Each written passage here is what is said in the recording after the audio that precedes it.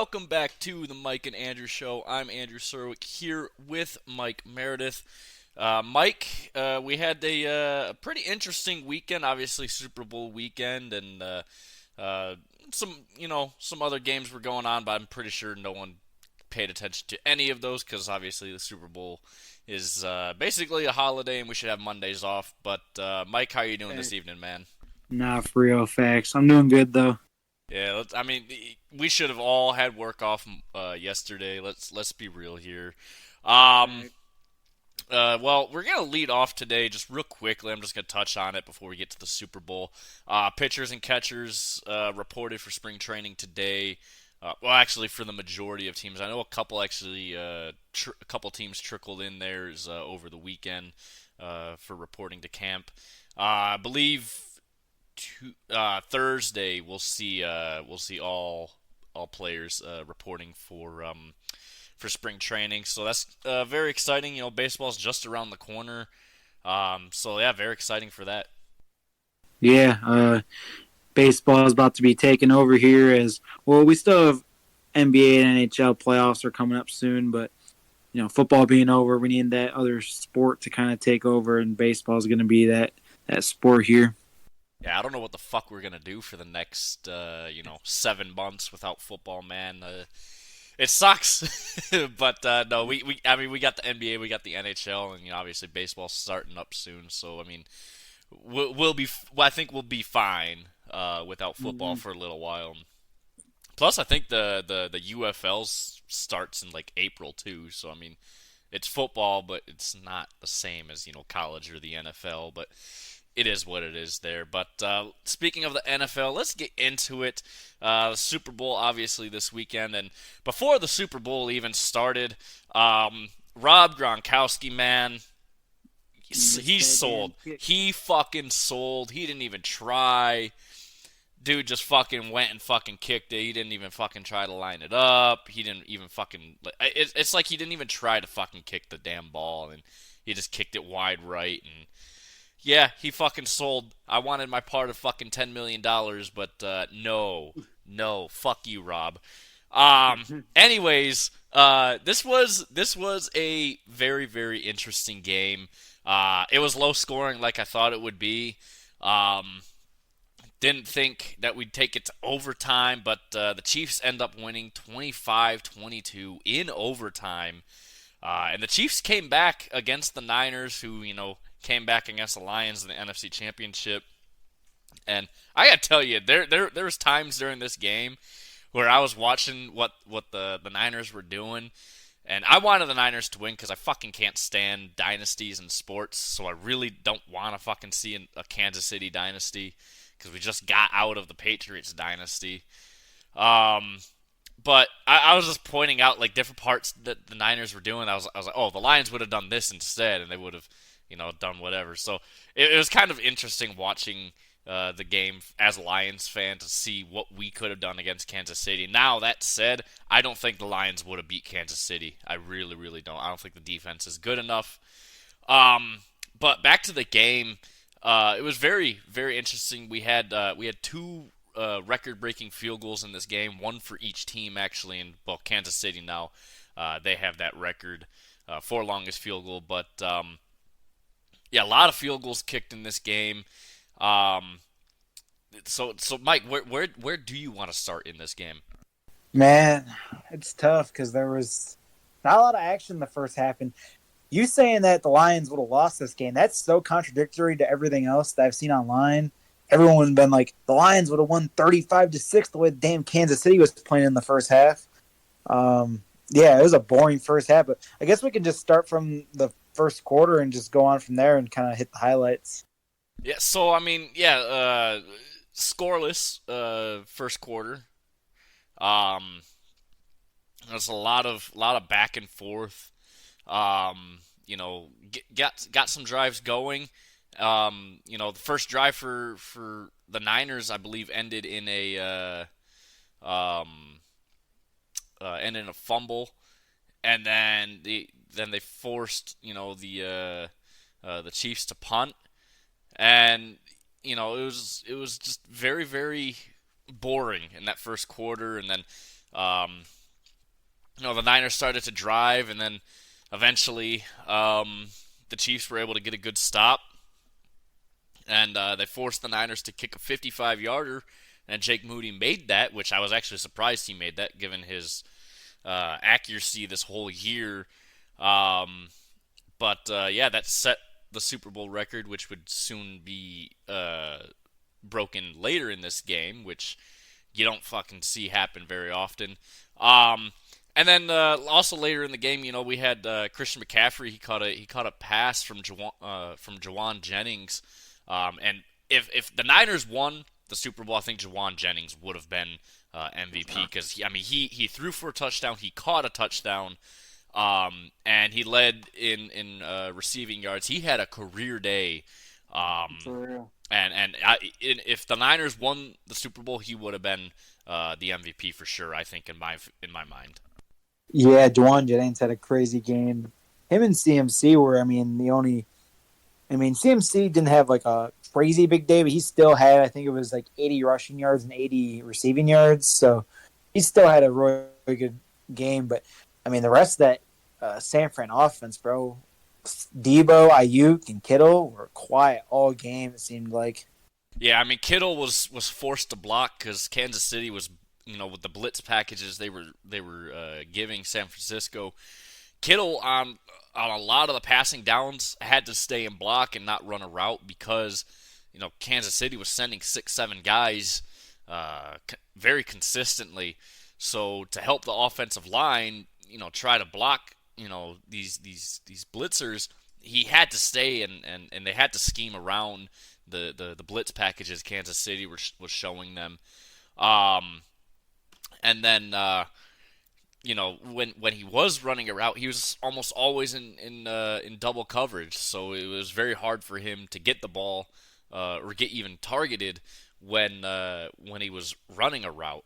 So it was not a good game for him just because of the fact that he either A had to be blocking or B he was double teamed the entire game. But yeah. CMC did have a good game, yeah, 80 and 80 for rushing and receiving. So, what one thing that I noticed that San Francisco did that the Lions would never do is kick field goals. And they came at a premium in this game. And now I know we probably wouldn't have kicked like that 55-yarder because I'm not trusting Badgley at that range, but it's something the Lions need to address, I think, for sure, is the kicker position in the offseason. But that said, this was a very close game all the way through. San Francisco at the half was up 10-3. And then from there, it was just grinding it out. I think the thing that changed the game, the outcome of the game the most, was that blocked extra point that Kansas City had in I think it was the fourth quarter. No, it was in the third quarter. But yeah, I think that changed the entire outcome of the game. I think if San Francisco makes that and that isn't blocked, San Francisco probably is your Super Bowl champions. Yep, that whole thing that changed the game. Them not having 17 and 16.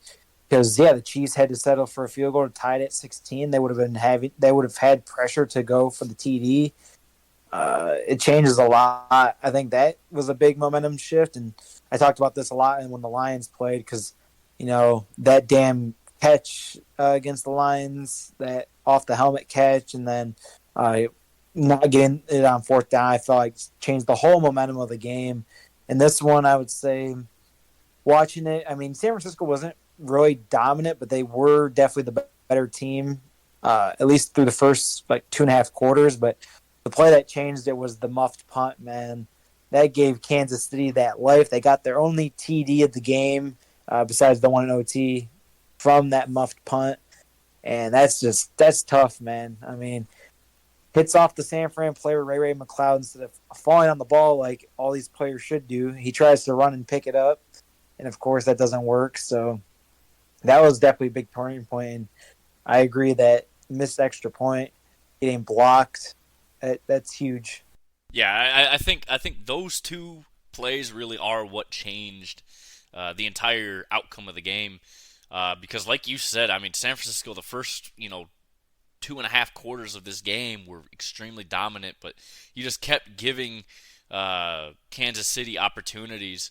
Um, if that ball doesn't touch, that San Francisco player's ankle, we see a completely different game. I think from there, San Francisco has total control over the game, um, and now it becomes very hard for Kansas City um, to get back in it. But they were able to, um, to get that muff punt, and from there, Kansas City just had all the momentum going their way after that. So I think the better team lost this game. It's kind of like how in the NFC Championship, the better team lost the game.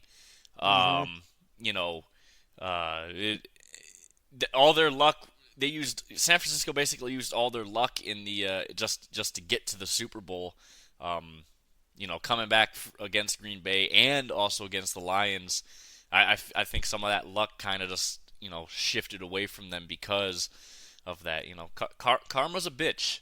Um, Yeah, I you know, agree. They play that well. Like people, I agree. San Francisco played a better game, but not much better to be honest with you. They did not play that great. Like they could have came out way better. And then I don't know if we're gonna harp on it much, but them not knowing the rules of overtime either.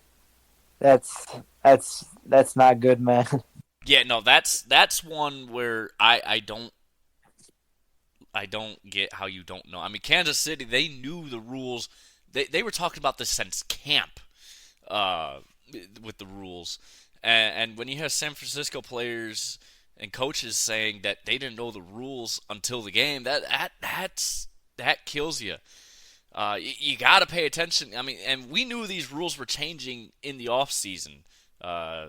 This past off season, the rules were kind of announced right around camp, and so Kansas City prepared for that all season long, and they were ready for it.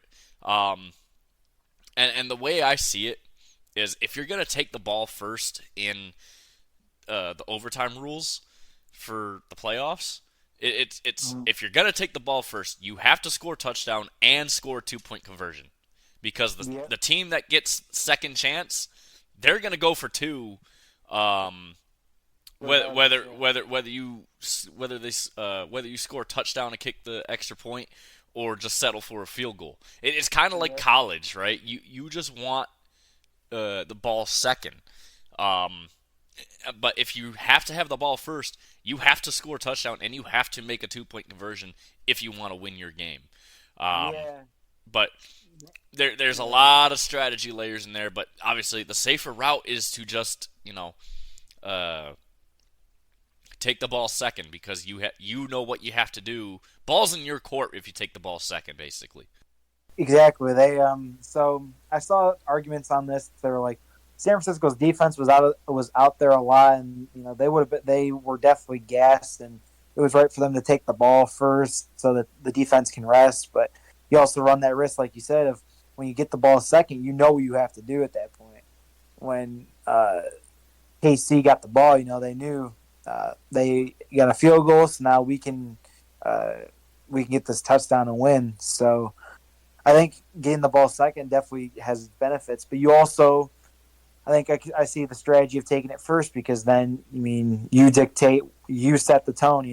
If you get that touchdown, that 2 point conversion, then that takes a lot of pressure off, and it puts all the pressure on the other team to match you. So it's going to be interesting to see how the overtime games go moving forward in the playoffs, because this was the first one with the new rule. I mean, was there even an OT game in the playoffs before this? I No, don't no, think so. not a single one went to OT. So I mean, this was the first time we saw the rules, and I like the rules because it actually gives the other team a chance finally in Yeah, overtime.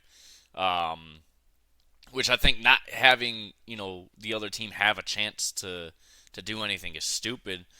That said, um, I think there's some adjustment that could be made, because they're basically starting a new. They said they're basically starting a new game, right? So my suggestion is basically not necessarily making a new game, but making a new half, right? There's basically two extra quarters to be played. Now I know that would make the games a hell of a lot longer. So if you could even do this with a quarter, but just have a back and forth for a quarter instead of whatever and see who comes out on top, kind of like how the NHL does it in the playoffs, where it's just continuous OT until someone scores. Um, Yeah. or like the NBA where they play another quarter and Yep. yeah, Another OT. and Yeah. It goes whoever's on second top or at third the end, OT. yeah.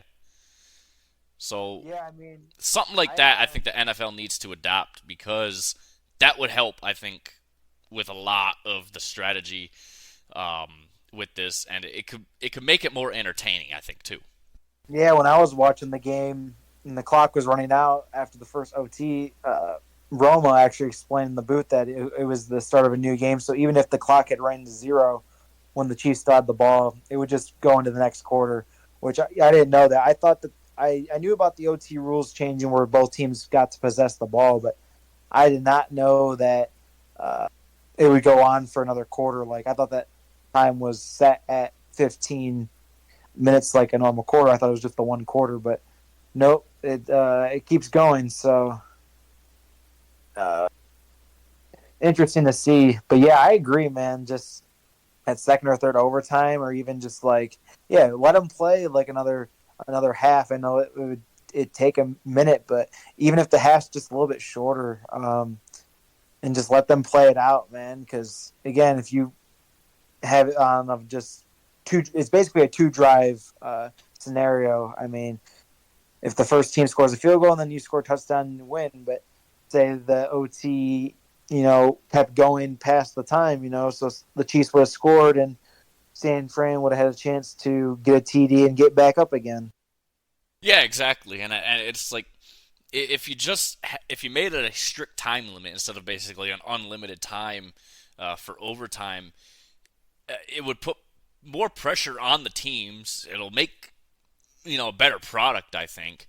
And not only that, you get basically a whole nother quarter of football, um, which ends up bringing entertainment value to it. So I think if they just went with like another quarter, another half, like another 20 minutes, right?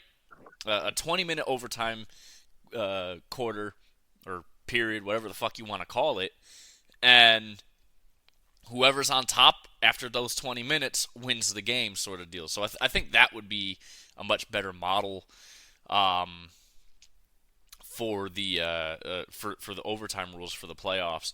But yeah, no, Kansas City gets a nice win.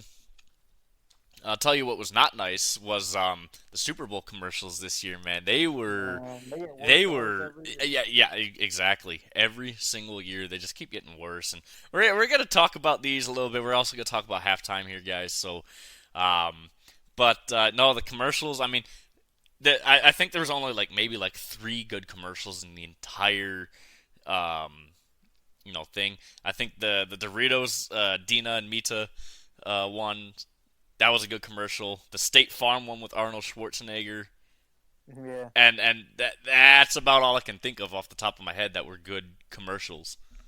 I'm gonna be honest. So I did think the commercials were trash, but I wasn't paying that close of attention.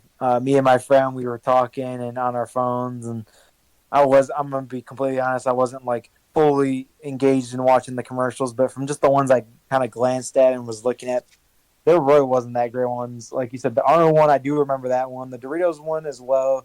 I don't remember that one as much, but Doritos always has ones that hit in the commercial. They're like the OG of making funny commercials. The gold Just glad, standard. They're the gold yeah. standard for them. Just glad I didn't see too many Bud Light commercials because fuck Bud Light. Um, but yeah, yeah, the commercials, man. Though I remember man, I remember like back, say even like 10, 15 years ago, commercials like it was like every other commercial was a banger. Like there's literally compilation videos on YouTube of Super Bowl commercials, like from a single Super Bowl or from like a span of like 10 Super Bowls that just were like hit all hits, man.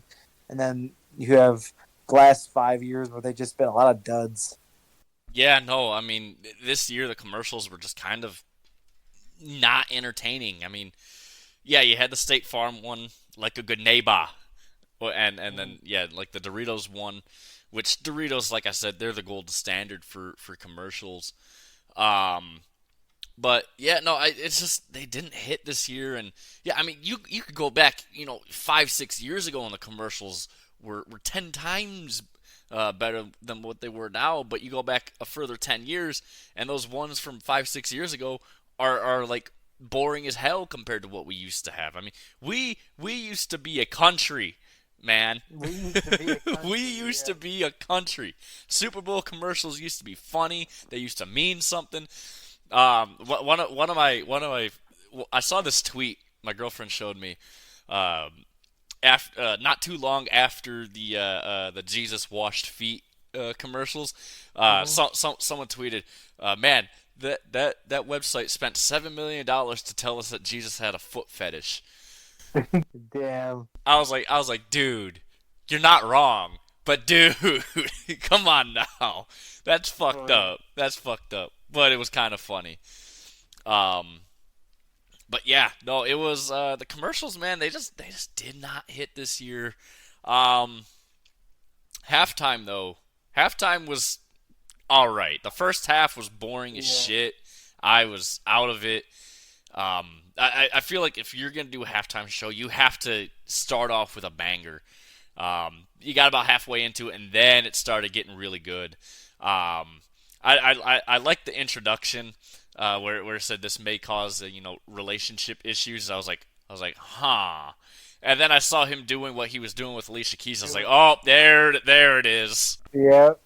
That was like the main takeaway. Like there's always like that one clip, like whether it was the Super Bowl with 50 Cent's fucking upside down or Shakira and J Lo going crazy. That was definitely a meme from the Super Bowl. This year's meme was Usher and Alicia Keys, man. Yeah, it was. I saw another one where it's like when before Ludacris came out, the roller skaters. I saw someone tweet. They were like, it was me. If I was one of Usher's dancers, and then it showed a clip of like someone at Sonic falling over, spilling food and shit everywhere on roller skates. I was like, yep, I fucking feel that way too much. Yeah. And then I wasn't expecting Lil Jon to be there, but that was a nice Yeah, I kind of nice bit expected there. that. Lil Jon Ludacris, just because of the yeah, that was probably the biggest song.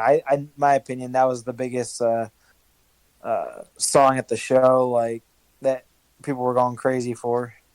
Yeah, there was um I wasn't necessarily expecting it, but that was awesome. But yeah, halftime show, I'd give it probably like a 6 out of 10. I mean, it was better than what we had the last couple of years. I'll admit to that. But I mean, as far as all time great halftime shows, it's nowhere up there. I think No, definitely not. so. But yeah, that's really gonna do it for us. Really quick episode today. Thursday. We don't even know what we're gonna really do yet. Probably talk some NHL and NBA though. It's starting to get later in the year, so we'll kind of address things that need to be addressed. I saw Morgan Riley just got suspended from Toronto for 5 games, but Nikita Zadorov gets only Yeah, Nikita man, Zadorov only gets man, fucking 2 games for fucking trying to hitting that take slapper. trying to no Zadorov got 2 games for fucking you know trying to take Lucas Raymond's head off, but Morgan Riley cross checks Greg to the head, and he gets 5 games. It makes no fucking sense, but Yeah, yeah. that was crazy. I saw that all over Twitter, man. Freaking him slap shot in the empty net, and then Morgan Riley just came in and busted his ass. Yeah, I mean, it,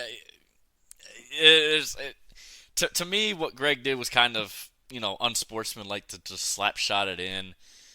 What Morgan Riley did wasn't, the smartest things to do, smartest thing to do, but the Department of Player Safety is just a fucking clown car because, Zadorov, an illegal check to the head only gets 2 games, but a cross check to the head gets fucking more. That just makes no sense to me, but yeah. But anyways, guys, rate, review, subscribe, help us out. Let us know what more you want to see from us. Check out our YouTube page, of course, at the Mike and Andrew Show. Thank you guys so much for listening, and we will see you guys on Thursday.